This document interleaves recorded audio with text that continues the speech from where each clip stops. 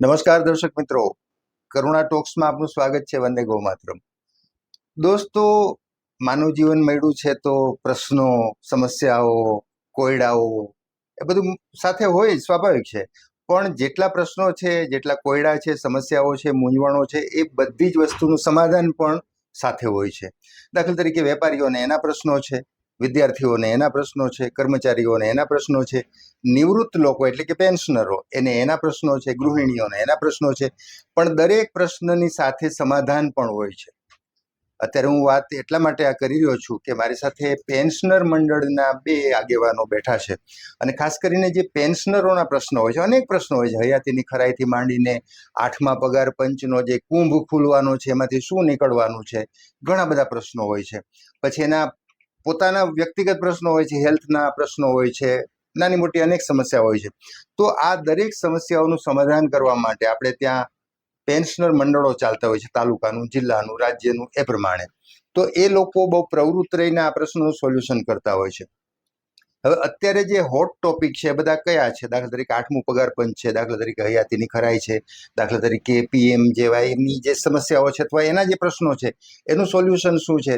તો એ વિષય ઉપર ચર્ચા કરવા મારી સાથે પેન્શન મંડળના બે અગ્રણીઓ એટલે કે પિયુષભાઈ હિંડોચા અને નરેન્દ્રભાઈ વિઠલાણી, જે ગુજરાત સરકારના ઓફિસરો રહી ચૂક્યા છે, અધિકારીઓ રહી ચૂક્યા છે અને અત્યારે પેન્શનર મંડળમાં પ્રવૃત્ત છે. આપ બંનેનું સ્વાગત છે. નમસ્તે. નમસ્કાર. નમસ્કાર. સૌથી પહેલા તો હિંડોચા સાહેબ, આપને પૂછવું છે કે 8મું પગાર પંચ, કારણ કે બધાના મનમાં એ સવાલ છે. કર્મચારીઓને એમ થાય છે કે અમને શું લાભ મળશે, નિવૃત્ત પેન્શનરોને થાય છે કે અમને શું લાભ મળશે. દરેકને પોતાનો લાભ સ્વાભાવિક છે કે મળવો જ જોઈએ. તો અત્યારે જે વાત ચાલી રહી છે એમાં ઘણા બધા પ્રશ્નો આમાં આવી રહ્યા છે, કોઈ અફવાઓ પણ ચાલી રહી છે સાથે સાથે. વાસ્તવમાં તમારી પાસે, પેન્શનર મંડળ પાસે જે ઉપરથી માહિતી આવતી હોય છે, ભલે એ તો ખુલશે ત્યારે ખબર પડશે, પણ 8મા પગાર પંચના કુંભમાં પેન્શનરો માટે શું હોઈ શકે છે? ખૂબ ખૂબ આભાર કરુણા ટોકનો. વંદે ગૌ માતરમ. આ કરુણા ટોકના અમારા જે એપિસોડને નિહાળતા આપણા સૌ પેન્શનર ભાઈઓ બહેનો અને વરિષ્ઠ નાગરિકોને ખૂબ ખૂબ પ્રણામ, ખૂબ ખૂબ વંદન.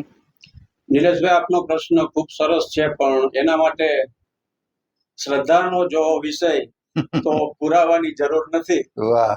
શ્રદ્ધાનો જો વિષય તો પુરાવાની જરૂર નથી. આખા રામાયણમાં ભગવાન રામની ક્યાંય સહી નથી. એટલે શ્રદ્ધા અને વિશ્વાસથી જે કામ અત્યારે ખરેખર સરકારશ્રીની જવાબદારીમાં છે, એની એકાઉન્ટેબિલિટીમાં પણ છે. અને અમારા બધા જે નેશનલ લેવલના, સ્ટેટ લેવલના, જિલ્લા અને તાલુકા મંડળો, અને એની પણ એક ઉત્તરદાયિત્વ આમાં છે જ કે હવે પછીનું અમારું 8મું પગાર પંચ છે. એના માટે અમારા પેન્શનર્સ મિત્રોના ખૂબ ફોન આવે. ખૂબ જ રીતે જયારે રૂબરૂ મળે ત્યારે પણ મોટા ભાગનો અત્યારનો પ્રશ્ન છે કે 8મા પગાર પંચનું શું છે. અને ખાસ કરીને એની ચિંતા વ્યાજબી પણ એટલા માટે છે કે જુદા માધ્યમો દ્વારા, કારણ કે સોશિયલ મીડિયાનો જમાનો છે અને નિવૃત્ત કર્મચારી શ્રીઓ બધા મોટે ભાગે સોશિયલ મીડિયાના આ બધા જ કાર્યક્રમોને જે કઈ વિગતો છે એનાથી વાકેફ થતા હોય છે. બરાબર છે. પણ અત્યારના છેલ્લામાં છેલ્લા અપડેટ સુધી હું આપને વાત કરી દઉં કે જયારે 7મું પગાર પંચ 2016 ની અંદર એનું અમલીકરણ થયું, ત્યારે દર 10 વર્ષે કેન્દ્ર સરકાર છે એ સૌ પ્રથમ આ નવા પગાર પંચની જાહેરાત કરતી હોય. અને એના માટે જાન્યુઆરીની અંદર જ, આમ તો આપણા 2026ની અંદર જ કેન્દ્રીય કેબિનેટે આ 8મા પગાર પંચની મંજૂરી એ પણ આપી દીધી. પછી ધીમે જેમ કેન્દ્ર સરકારના મંડળો છે, યુનિયનો છે, એ સરકારને મળતા હોય, એની વિગતો અને એનાથી પાછી જે કઈ વિગતો છે એનાથી વાકેફ કરતા હોય, માંગણીઓ કરતા હોય, તો ત્યાર પછી માર્ચ, મે, નવેમ્બર અને આખરે 2000 ને હમણાં આ 27 ની અંદર આપણે ત્યાં કેન્દ્ર સરકારમાંથી જે કઈ એની અત્યારની પ્રવિધિઓ છે, એટલે એમાં આખા 8મા પગાર પંચના જે અત્યારે ચેરપર્સન છે, એ ચેરપર્સન પણ નિમાણા, એની કમિટી પણ નિમાઈ ગઈ અને અત્યારે કમિટી છે એ ફૂલ ફોર્મમાં કામ પણ કરે છે. બરાબર. એટલે મોટે ભાગે પેલી 18મી એપ્રિલે દેહરાદૂન ખાતે એક મીટિંગ, નવી દિલ્હી ખાતે, પુણે, મુંબઈની અંદર, હજુ પણ એક લખનૌની અંદર, એમ કરીને આખું જૂન સુધી, એટલે 2026 જૂન સુધી એક આખો જુદા જુદા પ્રાંતો અને પ્રદેશોમાં એક આખી મીટિંગનો દોર ચાલે છે. અને એમાં નેશનલ લેવલના, સ્ટેટ લેવલના જે કઈ અમારા જોઈન્ટ જે કઈ મંડળો છે, એટલે એમાં જે જોઈન્ટ આખું મંડળોનું એક જેસીએમ છે અમારું, એટલે ક્યુલેટિવ આખું જે છે એની મિશનરી કામ કરે છે. એટલે પગાર પંચમાં શું હોય છે કે મિકેનિઝમ હોય છે. એક તો મશીનરી જેને કહેવાય, મશીનમાં જેમ જુદા જુદા પાર્ટ હોય એમ આખા ભારતની અંદર, ઇન્ડિયાની અંદર જુદા જુદા વિભાગો, એમાં સંગઠિત ક્ષેત્ર પણ આવે, એમાં અસંગઠિત ક્ષેત્ર પણ આવે, એમાં કંપનીઓ પણ આવે. કારણ કે જેવું કેન્દ્ર સરકારને પગાર પંચનો અમલની વાત આવે એટલે ત્યારે જે કઈ પ્રાઇવેટ કંપનીઓ છે ને એની ઉપર પણ આપણું ભારણ વધતું હોય છે. કારણ કે જેમ જેમ મોંઘવારી અને ઇન્ડેક્સ વધતા જાય એમ પગાર પંચની વ્યાખ્યાઓ બદલતી જાય. એટલે અત્યારે આ જે કેન્દ્ર સરકારમાં આપણા જે ચેરપર્સન છે 8મા પગાર પંચના, એ મિસિસ દેસાઈ, એ દેસાઈ અને એની કમિટી અને નેશનલ લેવલના જે જેસીએમ છે, અને એમાં પણ એક જોઈન્ટ કોમન છે મેમોરેન્ડમ હોય. એટલે જુદા જુદા વિભાગોના, એમાં ખાસ કરીને મારે એક વાત એટલા માટે કરવી છે કે રેલવેનું જે યુનિયન છે ને, એ આપણા ભારતની અંદર બહુ મોટામાં મોટું યુનિયન છે. અને એના જે આગેવાન છે ને, રઘવૈયા સાહેબ કરીને છે, અને રઘવૈયા સાહેબની ઉંમર 90 વર્ષની છે. એટલે 90 વર્ષે પણ એ આખા રેલવે ફેડરેશન છે. એવી રીતે અહીંયા 48 જેટલા જે મંડળો નેશનલ લેવલે જે કામ કરે છે, એમાંથી 28 જેટલા આગેવાનો છે એ મોર દેન 70, એની ઉંમર છે 70 વર્ષથી ઉપરના છે. એટલે લગભગ 4થું, 5મું, 6થું, 7મું પગાર પંચની અંદર બેઠકોમાંથી એક અનુભવનો જે નિચોડ છે, અને ખાસ કરીને પેન્શનરોને મળવાપાત્ર નવા ઇન્ડેક્સ અને ફુગાવાના દર અને મોંઘવારી અને એનું કેલ્ક્યુલેશન એ એવી રીતે રજૂ થાય છે. એટલે અત્યારે છેલ્લામાં છેલ્લા જે રિપોર્ટ છે એ પ્રમાણે અમારી પાસે જે માહિતી આવી છે કે કેન્દ્ર સરકાર, નાણાં મંત્રાલય, 8મા પગાર પંચની સમિતિ અને એની આખા જે સભ્યો જે છે, અને અમારા જે નેશનલ યુનિયનના જે લીડર્સ છે બધા, એની અત્યારે 4 જેટલી બેઠકો નેશનલ લેવલે થઈ ગઈ છે. હજુ બીજી 3 ને 4 જેવી બેઠકો એ જુદા જુદા પ્રદેશોમાં થવાની છે. પણ હકારાત્મક દ્રષ્ટિકોણ એ સરકારનો છે.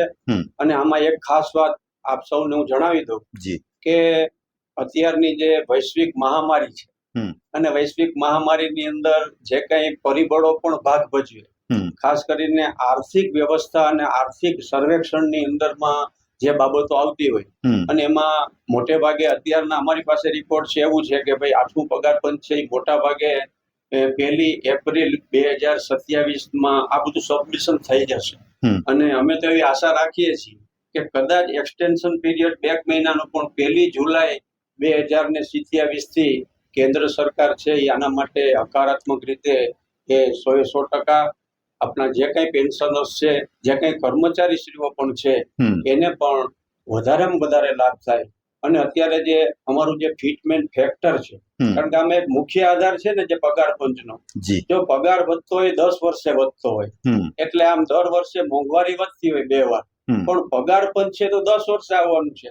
એટલે ફ્યુચરની આખી ફિનોમેનેટિક જેને કહેવાય કે કાલ્પનિક એવી વસ્તુઓને પણ ઉમેરી અને જે અત્યારે યુનિયનના લીડરશ્રીઓ ખરેખર જે સારું કામ જે ત્યાં મુદ્દાઓનું મૂકવાનું કરે છે, તો એ ફિટમેન્ટ જે ફેક્ટર છે એ અત્યારે યુનિયન મારફતે પગાર પંચ સામે જે રજૂ કરવામાં આવ્યું છે, તો માગણી એવી છે કે અમને 3.83 એટલે 3.83, કારણ કે 7મા પગાર પંચની અંદર 2.57 જેટલું ફિટમેન્ટ ફેક્ટર હતું. તો હવે પછી થોડીક વૈશ્વિક મહામારીની હિસાબે થોડીક મોંઘવારીઓ પણ વધે, થોડા ખર્ચાઓ પણ વધે, પરિવાર પણ મોટો થાય, અને એમાં પણ ખાસ મુદ્દાની વાત એ પણ કરી છે કે જે કુટુંબની વ્યાખ્યાઓ છે, કુટુંબની વ્યાખ્યામાં માતા અને પિતાનો પણ સમાવેશ થાય, આરોગ્યલક્ષી બાબતોમાં પણ સુધારો થાય.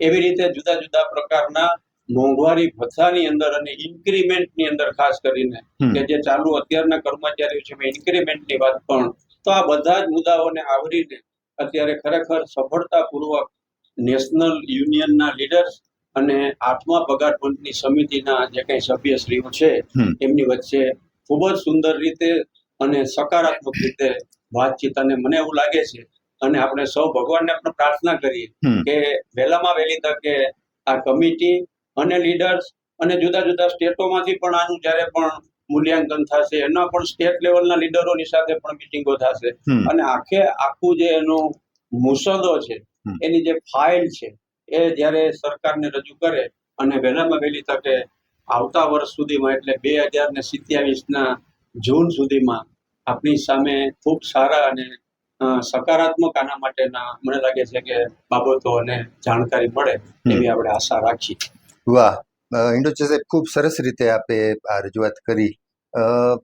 વિઠલાણી સાહેબ પણ આપણી સાથે છે. વર્ષો સુધી તિજોરી કચેરીમાં એક અધિકારી તરીકે, ઉચ્ચ અધિકારી તરીકે એમણે ફરજ બજાવી છે. સાહેબ, આપને પૂછવું છે હયાતીની ખરાઈ, કારણ કે દર વર્ષે હું પણ એ પ્રાઇવેટ લિમિટેડનો પેન્શનર છું, એટલે મને ખબર છે કે દર વર્ષે જવાનું ને આપણે હયાત છીએ એના પ્રમાણ આપવાના, પુરાવા આપવાના. હવે ટેકનોલોજીને કારણે આપણે થોડું ઠીક છે, થોડું સરળ થઈ ગયું છે મોબાઈલ આવી જતા, ઇન્ટરનેટને કારણે, પણ અગાઉની તો બહુ જેને કહેવાય કે એકદમ પ્રોસેસ છે એ બધી આમ કંટાળાજનક હતી, પણ હવે ઠીક છે તો કરવું પડે. અચ્છા, અત્યારે સાહેબ આપણે એમાં શું સુધારા છે, અથવા તો લેટેસ્ટ એમાં કયા પ્રકારના, કારણ કે પેન્શનર છે એ પછી દરેક જગ્યાએ ધક્કો ખાઈ શકે કે પછી એ ઉંમરમાં આવી જાય, તો એને માટે સરકારે શું જોગવાઈઓ કરી છે લેટેસ્ટ? નમસ્કાર પેન્શનર મિત્રો, કરુણા ટોક્સના માધ્યમથી બહુ સારો નિલેશભાઈ તમે જે વાત કરી પ્રશ્ન છે કે પેન્શનરો માટે અત્યાર સુધી એક જેને કહેવાય કે વાર્ષિક હયાતી ખરાઈ એક આમ જેને એક હેડેક જેવું કે ભાઈ આપણે વાર્ષિક હયાતી ખરાઈ કરવા માટે બેંકે જવાનું છે, યાદ રાખવાનું, સહી કરવાની છે, એમાં ઘણો બધો સુધારો કરી. હવે સ્વાભાવિક છે કે આ નવા માધ્યમો, ડિજિટલાઇઝ યુગ આવી ગયો એટલે સરકાર શ્રી પણ આ બાબતે ચિંતિત છે. તો પેન્શનર મિત્રોને ખાસ જણાવીએ કે આ વાર્ષિક હયાતી ખરાઈ છે એને એક તો પેલા આપણે બહુ લાંબા સમયથી લોકશાહી પર્વને વરેલા છીએ અને લોકશાહી પર્વનું જેને કહેવાય કે મહાપર્વ કહી શકાય એવું મહાપર્વ એટલે આપણે જાણીએ છીએ કે મતદાન હોય, ચૂંટણી હોય. એવી રીતે પેન્શનરો માટેનું જે મહાપર્વ છે એને આપણે વાર્ષિક હયાતી ખરાઈ તરીકે ઓળખીએ અને રાજ્ય સરકારને સંબંધ છે ત્યાં સુધી રાજ્ય સરકારના પેન્શનરો છે એને વાર્ષિક હયાતી ખરાઈ કરવા માટેના 3 માસ નક્કી કરવામાં આવેલા છે. અચ્છા. મે માસ, જૂન માસ અને જુલાઈ, જે અત્યારે ચાલુ છે. મે માસ પૂરો થવા આવે છે, હજી જૂન અને જુલાઈ 2 માસ છે. તો આ 3 માસ દરમિયાન ગમે ત્યારે આપણે વાર્ષિક હયાતી ખરાઈ કરી શકીએ છીએ અને અત્યાર સુધીની જે પદ્ધતિ છે, પેન્શનરો જે બેંક મારફત પોતાનું પેન્શન લે છે તે બેંકની તે શાખામાં જઈ અને તિજોરી અધિકારી દ્વારા તૈયાર કરવામાં આવેલા ફોર્મમાં તે ફિઝિકલી સહી કરી અને પોતાની વાર્ષિક હયાતી ખરાઈ કરાવી શકતા હતા. પણ એ વ્યવસ્થામાં સ્વાભાવિક છે કે આ પેન્શનરોની વૃદ્ધાવસ્થાને ધ્યાને લઈ અને હમણાં તો આપણે જાણીએ છીએ કે આ કાળઝાળ ગરમીનો સમય છે, તો પેન્શનર મિત્રો બેંકે જઈ શકે નહીં, અથવા તો ક્યાંક એવું બને કે પોતે પોતાના સંતાનો બીજે ક્યાંય વસતા હોય તો ત્યાં પણ રહેતા હોય. તો એના માટે હવે રાજ્ય સરકારે એક નવી વ્યવસ્થા કરી દીધી, ગયા વર્ષથી જ અમલમાં મૂકેલી છે. કેન્દ્ર સરકારનું જે ઇન્ડિયન પોસ્ટ પેમેન્ટ બેંક એટલે કે પોસ્ટ ડિપાર્ટમેન્ટ છે એની સાથે રાજ્ય સરકારે ટાઈપ કરી અને જે પોસ્ટ ડિપાર્ટમેન્ટના અધિકૃત અધિકારીઓ, કર્મચારીઓ એટલે કે પોસ્ટમેન જે પેન્શનરોના ઘરે જવા માટેની વ્યવસ્થા કરી હતી અને ત્યાં જઈ અને પેન્શનરને ઘરે જઈ અને ડિજિટલાઇઝ માધ્યમથી જે જીવન પ્રમાણની સાઇટ ઉપરથી એમાં કોઈ પેન્શનરે કઈ સહી કે કાંઈ કરવાનું નથી, માત્ર એના આધાર કાર્ડ સાથે જે સંલગ્ન વ્યવસ્થા છે એની સાથે આ વ્યવસ્થા કરી દીધી છે. એટલે પેન્શનરોએ હવે બેંકમાં જઈ અને હયાતી કરાવવા માટેની હવે જરૂર નથી રહેતી. અલબત્ત આ વ્યવસ્થા હજી પણ ચાલુ જ છે, ક્યાંક એવું બને કે પોસ્ટમેન એનો સંપર્ક ન કરી શકે તો એવા સંજોગોમાં બેંકમાં જઈને પણ કરાવી શકશે, પણ પોસ્ટમેન ઘરે આવીને કરી જશે જીવન પ્રમાણની સાઇટ. પેન્શનરોએ ખાસ આટલું યાદ રાખવું છે કે પોસ્ટમેન જ્યારે ઘરે આવે ત્યારે તમારે આટલા અગત્યના દસ્તાવેજો હાથ ઉપર રાખવા છે. સૌથી પહેલી વાત તમારું આધાર કાર્ડ, કારણ કે આ આખી વ્યવસ્થા આધાર બેઝ છે, તો આધાર કાર્ડ તમારું હાથ ઉપર રાખો. તમે જે પેન્શન પેમેન્ટ ઓર્ડર જેને આપણે પીપીઓ નંબરથી ઓળખીએ છીએ, પીપીઓ નંબરની જે વ્યવસ્થા દર્શાવતું જે પીપીઓ બુક છે એ પણ હાથ ઉપર રાખો, કારણ કે પીપીઓ નંબર એમાં એન્ટર કરવાના છે. અને ત્રીજું ખાસ અગત્યનું, તમે જે બેંક મારફત પેન્શન મેળવો છો એ બેંકના એકાઉન્ટ નંબરની જરૂર છે, એટલે એની બેંકની પાસબુક સાથે રાખો. તો આ 3 અગત્યના ડોક્યુમેન્ટ્સ ફરીથી યાદ રાખીએ: આધાર કાર્ડ, બેંકની પાસબુક અને પીપીઓ બુક. આ 3 વસ્તુ, અને ચોથું તમારો રજિસ્ટર્ડ મોબાઈલ, જે મોબાઈલ નંબર તમારા આધાર કાર્ડ સાથે સંલગ્ન છે, આ પણ સાથે રાખો, કારણ કે એમાં એક વન ટાઈમ પાસવર્ડ ઓટીપી આવવાનો છે, એ પણ સાથે રાખો. અને 5માં તમે પોતે, કારણ કે તમારા જે આઈસાઇટ ની વ્યવસ્થા જે તમારા આધાર કાર્ડ સાથે સંકળાયેલી છે, એમાં આ ફેસ રેકગ્નિઝેશન કરવાનું છે. આ બધી વસ્તુ તમે હાથ ઉપર રાખો.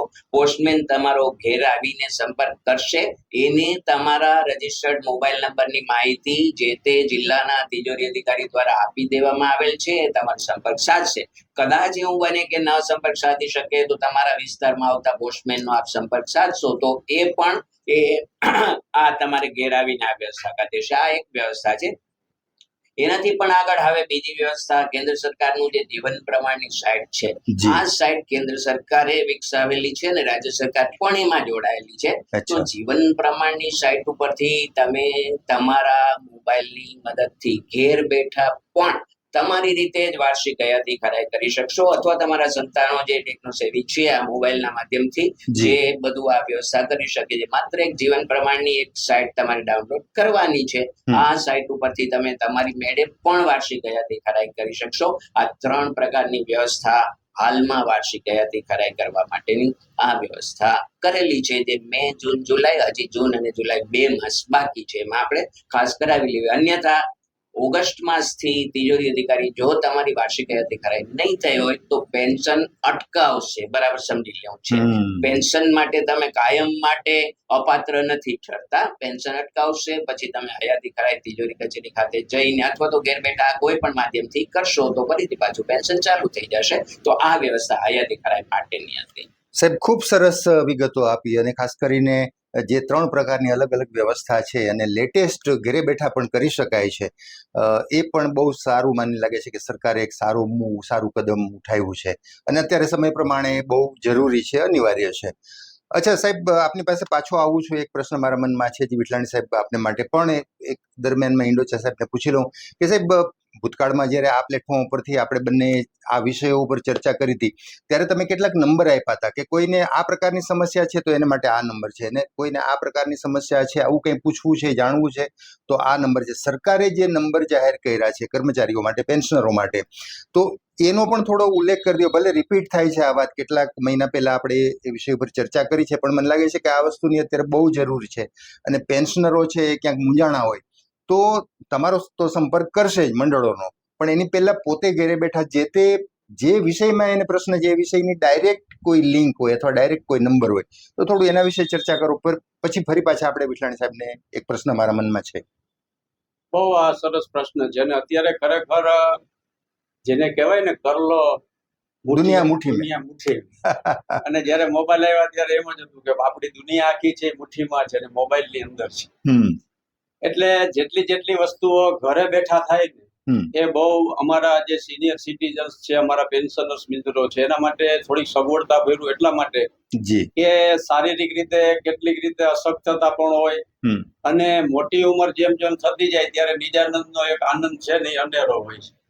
એટલે ખાસ કરીને જે PMJY ની વિઠલાણી સાહેબે વાત કરી, તો વિઠલાણી સાહેબની વાતમાં એક એટલા માટે કે ભાઈ આના માટે જ્યારે આવી તકલીફો પડી, મુશ્કેલીઓ પડી, જ્યારે આ G સિરીઝના કાર્ડ છે કે PMJY ના કાર્ડ છે, એ બધા કાર્ડ કઢાવવામાં જ્યારે આખા પ્રશ્ન અમારી પાસે એવા આવ્યા કે ભાઈ આ બધું પૂછવું હોય તો અમારે કોને પૂછવાનું, એમ રૂબરૂ જઈને તો મંડળોની આ તે બધી કચેરીએ જઈને માર્ગદર્શન મળી રહેતું હોય. તો એના માટે ત્યારે સરકારશ્રીને અમે રજૂઆત કરી, તો એના માટે એક સરસ મજાનો જે નંબર છે એ નંબર 7966440104. ફરીવાર રિપીટ કરી દઉં, 7966440104.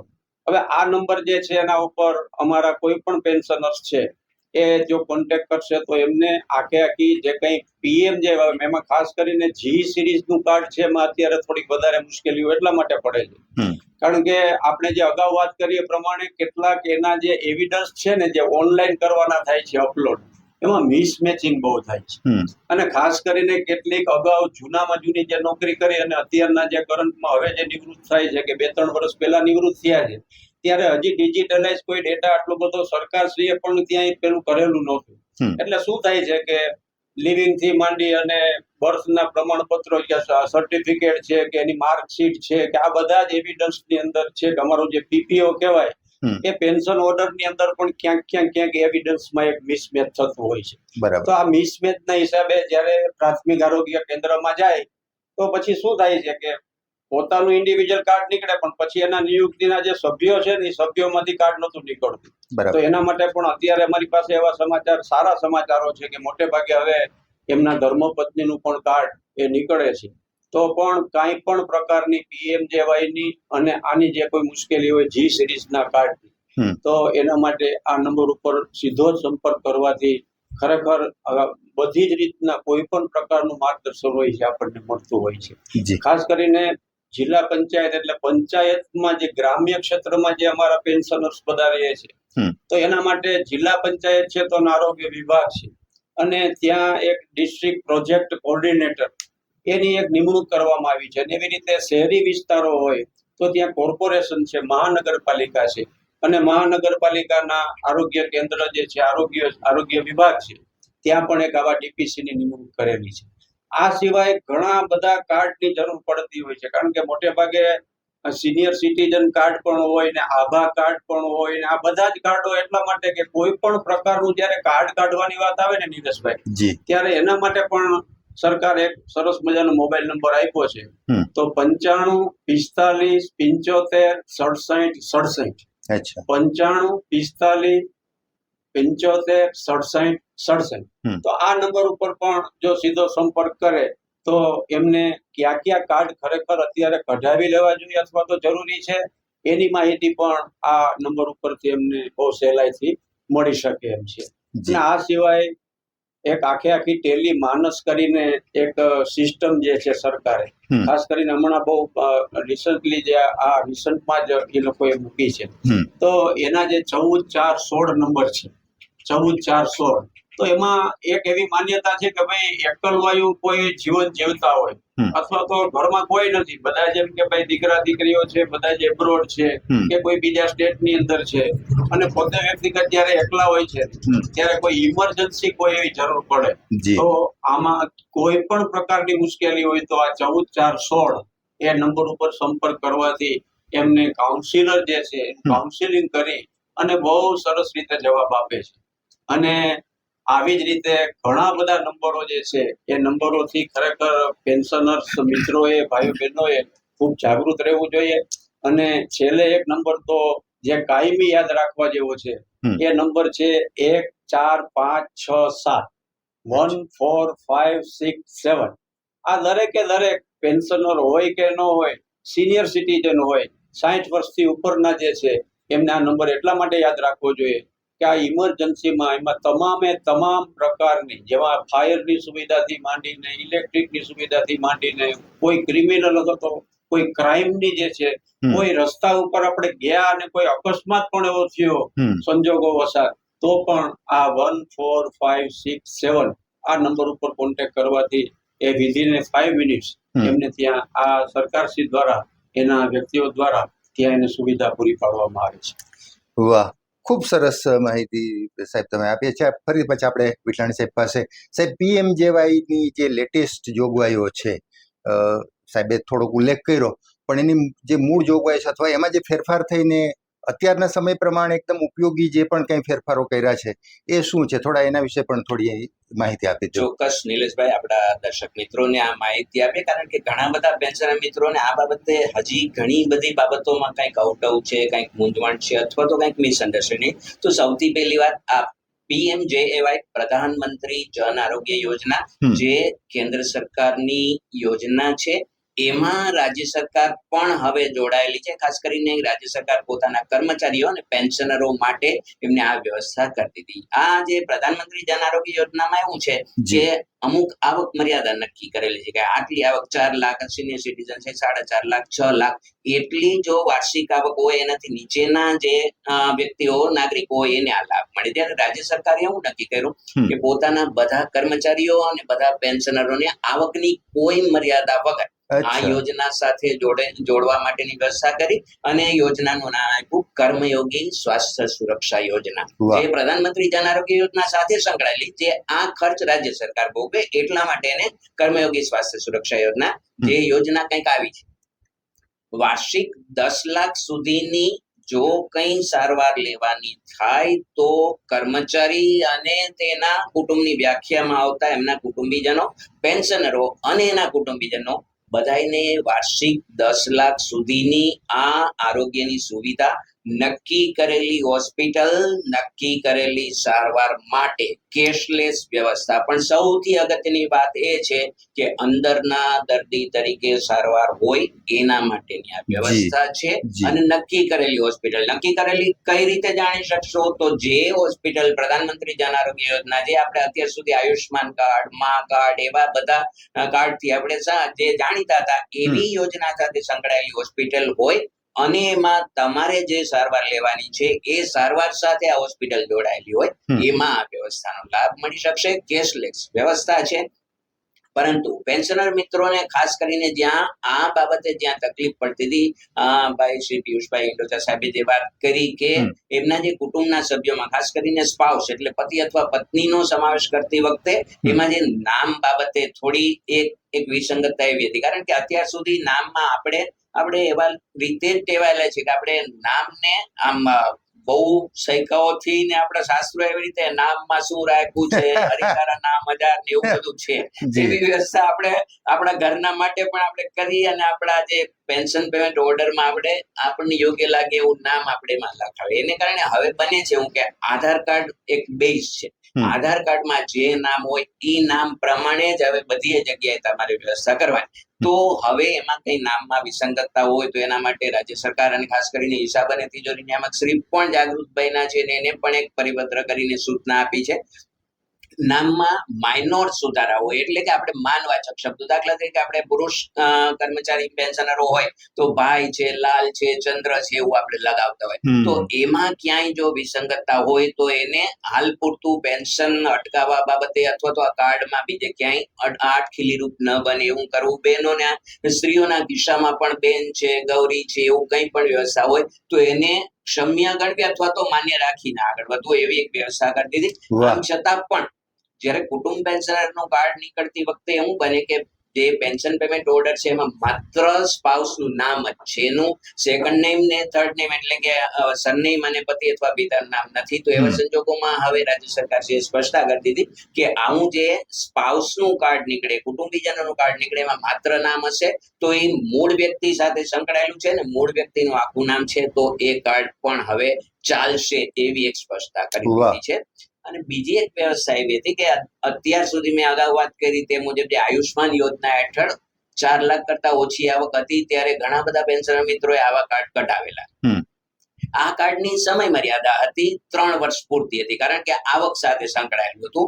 હવે જે ખાસ છે આ જી સિરીઝ નું કાર્ડ છે એને કોઈ સમય મર્યાદા નથી. આ એક સૌથી અગત્યની વાત. ઘણા લોકો એવું માને કે આ વળી પાછું આપણે રિન્યુ કરવાનું, એવું નહીં. પરંતુ અગાઉના કાર્ડની જે 3 વર્ષની સમય મર્યાદા હતી એને કારણે આ કાર્ડ હવે 3 વર્ષ પૂરા થાય ત્યારે એ કાર્ડ અત્યારે કાર્યરત નથી.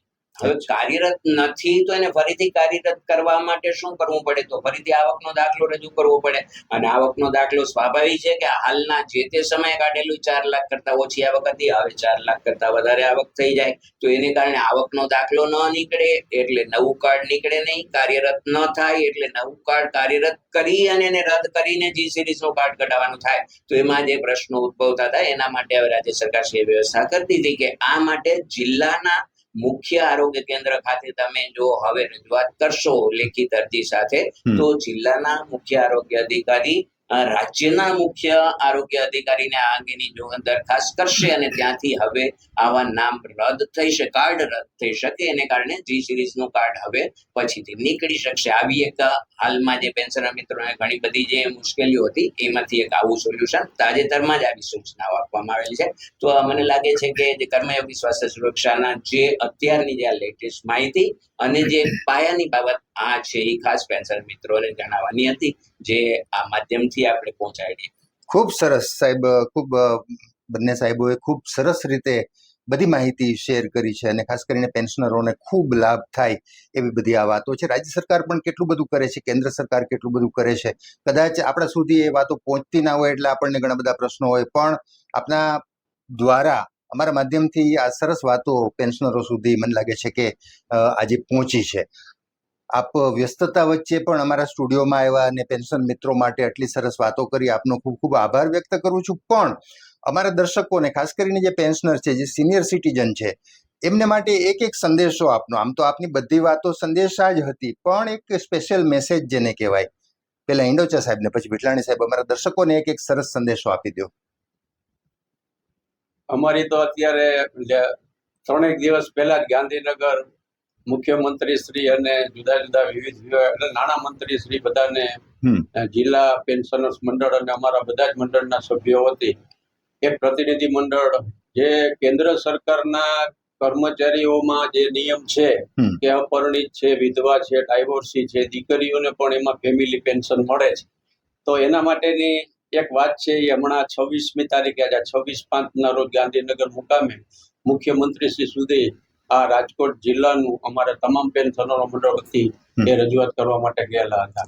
પણ આપણે તો નિલેશભાઈ છેલ્લે કે હું મારા 2 હાથ ફેલાવું તો પ્રભુ તારી કૃપા દૂર નથી, હું મારા 2 હાથ ફેલાવું તો પ્રભુ તારી કૃપા દૂર નથી, પણ હું માગું ને તું આપી દે એ વાત મને મંજૂર નથી.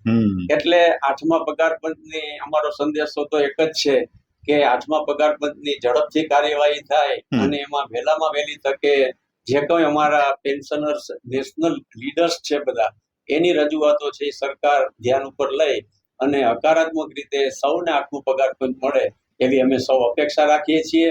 અને ખાસ કરીને પેન્શનર્સ મિત્રોને અમે એક જ વાત કરીએ છીએ કે જે કંઈ મળવાનું છે ને મળવાનું જ છે. એટલે ચિંતા છે ચતુરાઈ ઘટે ને ઘટે રૂપ ગુણગાન, ચિંતા બડી અભાવિની, ચિંતા ચિતા સમાન. એટલે જે સૌને મળશે એ બધું જ આપણને મળવાનું છે. એટલે હકારાત્મક દ્રષ્ટિકોણ રાખી અને આપણે સૌ આશા રાખીએ કે 8મા પગાર પંચ જે છે એની ઝડપથી કાર્યવાહી પૂર્ણ થાય અને આપણને પણ સૌને 8મા પગાર પંચનો લાભ મળે. બાકી બધા જ સ્વસ્થ રહે, મસ્ત રહે અને વ્યસ્ત રહે, એ જ અમારો શુભ સંદેશ છે. વાહ, ખૂબ ખૂબ સરસ ઈંડોચા સાહેબ. જી વિટલાણી સાહેબ. નમસ્કાર મિત્રો, આપ જોઈ શકો અને જાણી પણ શકો કે આપ નથી ઉંમરમાં તો હું ઘણો બધો નાનો છું, કારણ કે નિવૃત્તિને મને જે હમણાં 5 વર્ષ પૂરા થશે, 58 વર્ષ, એટલે ઘણો બધો નાનો હોવાને કારણે વિશેષ સંદેશ તો આપના જેવા જ્ઞાની અને જે વડીલો છે ને વિશેષ તો શું પણ સંદેશ આપીશું. માત્ર એટલી ખાતરી આપું કે પેન્શનના બાબતમાં અદ્યતન માહિતી જાણકારી બાબતે અમે અમારા સ્તરેથી બનતા બધા પ્રયત્નો કરશું. આપ નિશ્ચિંત બનો અને આપનું જે નિવૃત્તિ પછીનું જે શેષ જીવન છે ઈશ્વર પરાયણ વ્યતીત થાય એ માટે આપના ચરણોમાં વંદન સાથે માત્ર શુભેચ્છા પાઠવું. અસ્તુ. વાહ, પિયુષભાઈ ઈંડોચા સાહેબ અને નરેન્દ્રભાઈ વિટલાણી સાહેબ પાસેથી આપણે કેટલી બધી માહિતી મળી. 8મા પગાર પંચનો કુંભ તો જ્યારે ખુલશે ત્યારે ખુલશે, શું નીકળશે એ ખબર નથી, પણ આજે માહિતીનો કુંભ આપણે આપણા પ્લેટફોર્મ ઉપરથી, કરુણા ટોક્સ ઉપરથી ખોલ્યો અને પેન્શનર મિત્રોને મને લાગે છે કે ખૂબ સિનિયર સિટીઝનો અને પેન્શનરોને બધાને ખૂબ જાણવા મળ્યું, ખૂબ માહિતી મળી હશે. મને લાગે છે આપની વાતોથી એમના ઘણા બધા પ્રશ્નોનું સોલ્યુશન આ વાતો સાંભળીને જ આવી ગયું હશે અને બાકીનું જે કંઈ બાકી રહે છે એ આપે જે ટિપ્સ આપી છે એના આધારે એ લોકો કરી શકશે. આપનો ફરીથી ખૂબ ખૂબ આભાર માનું છું અને દર્શક મિત્રો, આપણે ફરી પાછા કોઈ નવી વાત સાથે, નવા વિષય સાથે, નવા વિષયના નિષ્ણાતો તજજ્ઞો સાથે મુલાકાત કરશું. ત્યાં સુધી રજા આપશો. નમસ્કાર.